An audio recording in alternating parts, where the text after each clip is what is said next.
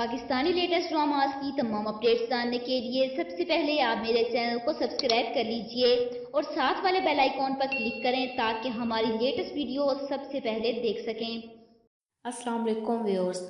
Drama serial खुदपरस्त की last episode में आप लोग देखेंगे कि अदील अपनी बीमारी का सारा इल्ज़ाम उसवा पर लगा देता है और इसी वजह से वो उसे तलाक लेकर घर से जाने को कहता है कि कल तक जो दूसरों पर तोहमत लगाने के लिए एक सेकंड के लिए भी नहीं खौफज़दा हुई, आज खुद अपनी बेगुनाही की सबूत इकट्ठे करने के लिए एक एक के दरवाजे खटखटा रही है। वो अदील की सारी गर्लफ्रेंड्स के पास जाकर उनके टेस्ट करवा कर लाई है। वो सारे टेस्ट रिपोर्ट्स लाकर अदील के मुंह पर मारती है।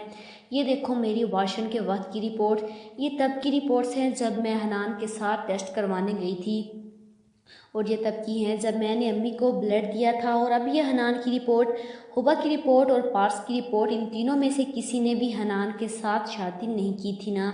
अदील की इन तीनों गर्लफ्रेंड्स की रिपोर्ट्स में भी एड्स आया था।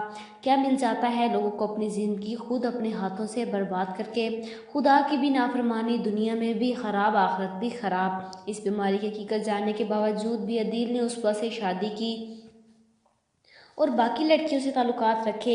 अदील सही मायनों में खुद गर्ज बन गया है। मैं मरने वाला हूँ तो सबको मर जाना चाहिए। उसपा को खुद से भी ज़्यादा बड़ा खुद गर्ज मिला है। वो अदील से कहती है कि अगर तुम्हें पैसों की ज़रूरत थी तो तुम मुझसे मांग लेते। मेरी ज़िंदगी क्यों ख़राब की? तुमने मुझे गोली क्यों नहीं मार दी? तुमने जब हन्नान पर तोहमत लग रही होगी तो उसके दिल में भी यही ख्याल आया होगा।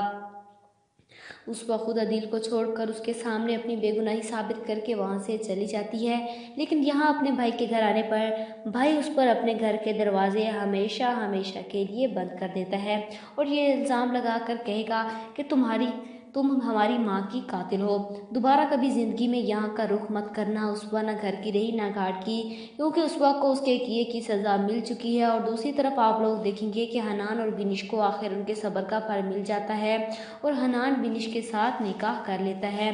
आप लोगों को इस ड्रामे का एंड कैसा लगा? कमेंट बॉक्स में अपनी राय का इजहार ज़रूर कीजिएगा और साथ ही साथ मेरे चैनल को सब्सक्राइब कीजिएगा।